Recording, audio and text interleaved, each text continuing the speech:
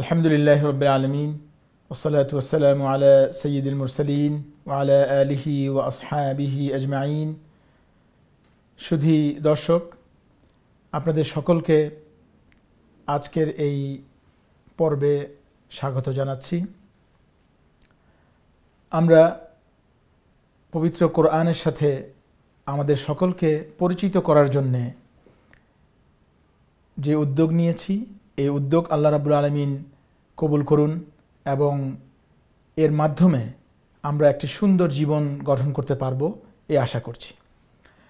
আসুন আমরা আল কোরআন, যেটি আল্লাহ রাব্বুল আলামিনের সর্বশেষ বাণী, যেটি মানুষের জন্যে আর কোনো কিতাব বা আর কোনো রাসূল আল্লাহ রাব্বুল আলামিন প্রেরণ করবেন না, এটিকে কেন এই নামে নামকরণ করা হলো এবং এই নামের পেছনে কি উইজডম রয়েছে এবং আল কোরআনের আর কি কি নাম রয়েছে, এগুলোর ব্যাপারে আমরা জানব।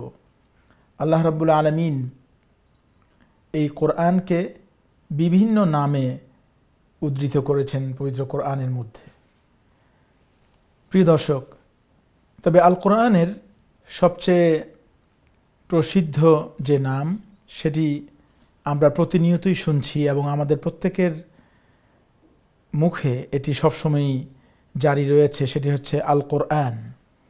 এই আল কোরআন, এই শব্দটির যে অর্থ মুফাসসিরিন এবং পবিত্র কোরআনের ব্যাপারে যে সমস্ত বিশেষজ্ঞরা রয়েছেন তারা বলেছেন, এর মধ্যে একটি হচ্ছে আল জামউ ওয়াদ-দাম, অর্থাৎ কোনো কিছুকে একত্রিত করা, কোনো কিছুকে একসাথে আনা, এক জায়গায় আনা। সেজন্যে আল্লাহ রাব্বুল আলামিন পবিত্র কোরআনের মধ্যে একটি আয়াতে বলেছেন, ইন্না আলাইনা জামআহু ওয়া কুরআনাহু ফাইযা ক্বরানাহু ফাত্তাবি' কুরআনাহু।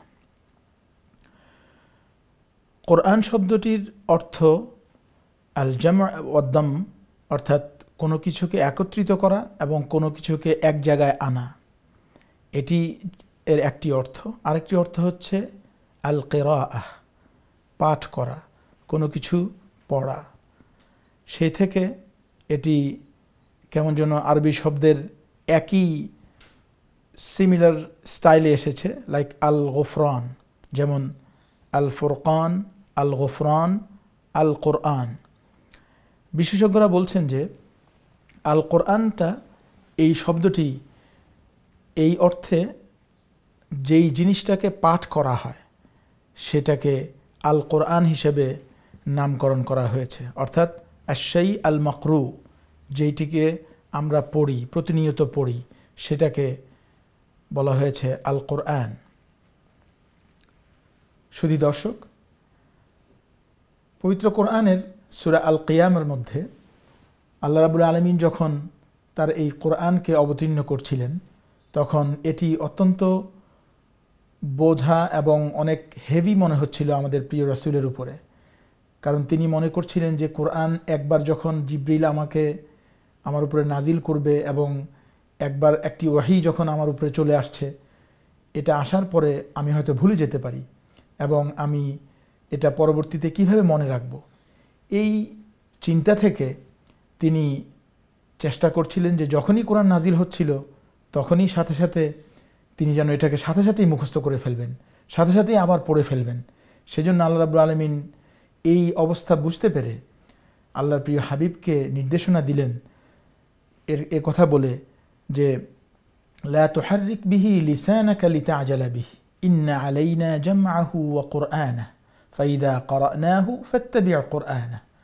আল্লাহ রাব্বুল আলামিন তার হাবিবকে নির্দেশ দিলেন, বললেন যে আপনি এই কোরআনকে তাড়াহুড়া করে আপনি মুখস্থ করে ফেলবেন, এর জন্য পড়ে ফেলবেন, আপনার জিহ্বাকে দ্রুত নাড়াচাড়া করবেন না, বা এটা করার প্রয়োজন নেই। কারণ কি, আল্লাহ রাব্বুল আলামিন তাকে গ্যারান্টি দিলেন, ইন্না আলাইনা জামআহু ওয়া কুরআনাহু, যে এটাকে পাঠ করা এবং এটাকে আপনার স্মৃতিতে বসিয়ে দেয়া, এটার দায়িত্ব আমার।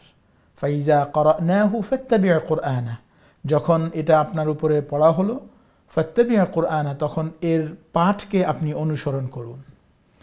তাহলে এ থেকে বোঝা গেল যে আল কোরআন শব্দটা হচ্ছে কিরাআহ, এটাকে যেই জিনিসকে পড়া হয় অর্থাৎ এই জিনিসটাকে পড়া হবে বেশি বেশি, সে থেকেই এই নামকরণ এসেছে। ইন্না আলাইনা জামআহু ওয়া কুরআনা। ইমাম রাগিব ইসফাহানি তিনি বলেছেন যে কোরআনকে যদি এই অর্থে আমরা নেই যে এটি হচ্ছে কোনো কিছুকে একত্রে জমা করছে, কোনো কিছুকে এক জায়গায় এনেছে, এই নামকরণের অর্থ হচ্ছে যে আল কোরআনের দিকে যদি আমরা তাকাই তাহলে দেখব যে আল্লাহ রাব্বুল আলামিন পৃথিবীর শুরু থেকে আদম থেকে মুহাম্মদ সাল্লাল্লাহু আলাইহি ওয়াসাল্লামের আগ পর্যন্ত, কোরআনের আগ পর্যন্ত যতগুলো কিতাব দিয়েছেন সবগুলোতে যা বিধানাবলী দিয়েছেন সব কিছু এই কোরআনে একত্রিত করা হয়েছে। সুতরাং সেজন্যই এই কোরআনকে কোরআন বলা হয়, যেহেতু এর মধ্যে পূর্বের সকল বিধিবিধান একত্রিত করা হয়েছে। আবার আমরা দেখতে পাই কোরআনের বিষয়বস্তুর দিকে যদি আমরা তাকাই, যেটি আমরা পরবর্তী পর্বগুলোতে ইনশাআল্লাহ আমরা দেখব, যে এই কোরআনের মধ্যে আল্লাহ রাব্বুল আলামিন এমন কোনো কিছু নেই যেটিকে আল্লাহ রাব্বুল আলামিন এখানে সম্পৃক্ত করেননি, এখানে বলেননি। এখানে যত ধরনের জ্ঞান রয়েছে সকল জ্ঞান কোরআনের মধ্যে একত্রিত করা হয়েছে। আল্লাহ রাব্বুল আলামিন একটি আয়াতে বলছেন, মা ফাররাতনা ফিল কিতাবি মিন শাই, অর্থাৎ এই কোরআনের মধ্যে তিনি এমন কিছু নেই যেটি তিনি সম্পৃক্ত করেননি, যেটি এই কোরআনে বলেননি। সুতরাং এই কোরআনকে কোরআন নামকরণ করার অর্থ হচ্ছে যে এর মধ্যে সকল কিছুর জ্ঞান সম্পৃক্ত করা হয়েছে, এক জায়গায় আনা হয়েছে। প্রিয় দর্শক, সেজন্যই এই কোরআনকে কোরআন বলা হয়, যেহেতু এর মধ্যে সকল কিছু সম্পৃক্ত করা হয়েছে। আবার এই কোরআনকে কোরআন বলা হয় এই জন্য যে কোরআন মানুষের মুখ থেকে সবসময় তিলাওয়াত হবে, সবসময় এটাকে পাঠ করা হবে এবং সবসময় এই কোরআনকে আমরা নিজেদের মুখের মধ্যে এবং জিহ্বার মধ্যে এটাকে উচ্চারণ করতে থাকব, পড়তে থাকব। এটার জন্যই এই কোরআনের নামকরণ করা হয়েছে আল কোরআন। প্রিয় দর্শক, আমরা যদি বাস্তবতার দিকে যদি তাকাই তাহলে দেখব পৃথিবীতে এমন কোনো কিতাব আমরা দেখি না যেটি সব সময়ে কোথাও না কোথাও কেউ না কেউ পাঠ করছে। আল কোরআন ব্যতীত এমন কোনো কিতাব পৃথিবীতে নেই যেই কিতাব সকাল সন্ধ্যায়, দুপুরে, রাত্রিতে, সর্ব অবস্থায় 24 ঘন্টায় পৃথিবীর কোথাও না কোথাও পঠিত হচ্ছে। একটি মাত্র কিতাব, যেই কিতাব তার নাম হচ্ছে আল কোরআন। এই আল কোরআনকে সেজন্যই এই নামের পেছনে, আল কোরআন নামের পেছনে এই সার্থকতা। এখন কথা হচ্ছে যে আল কোরআনের এই যে নাম, এই নাম একটি নাম এর ব্যাপারে আমরা কথা বললাম। প্রিয় দর্শক, আল কোরআনের কি আরও নাম রয়েছে? আল কোরআনকে কি আরও অন্য কোনো নামে আল্লাহ রাব্বুল আলামিন আমাদের সামনে পরিচিত করিয়েছেন? অবশ্যই। আল্লাহ রাব্বুল আলামিন এই কোরআনকে শুধু আল কোরআন নামে পরিচিত করাননি, অন্যান্য আরও অনেক নাম এই কোরআনে রয়েছে। ইমাম সুয়ুতি রাহিমাহুল্লাহ তার প্রসিদ্ধ কিতাব আল ইতকানের মধ্যে পবিত্র কোরআনের 55টি নাম উল্লেখ করেছেন, যেই নামগুলো পবিত্র কোরআনের মধ্যে ধারাবাহিকভাবে বিভিন্ন আয়াতে এসেছে। এই নামগুলো এক একটি নাম এক একটি বিষয়কে, এক একটি দিককে এবং কোরআনের এক একটি মুজিজাকে এবং এক একটি দিককে তুলে ধরে। অবশ্যই আমরা এই নামগুলোর সাথে পরিচিত হব এবং এই নামগুলো আমাদের সামনে কখন কিভাবে আমরা এই নামগুলোর সাথে নিজেদেরকে সম্পৃক্ত করতে পারি এবং এ থেকে কি শিক্ষণীয় রয়েছে সেগুলো আমরা অবশ্যই দেখব।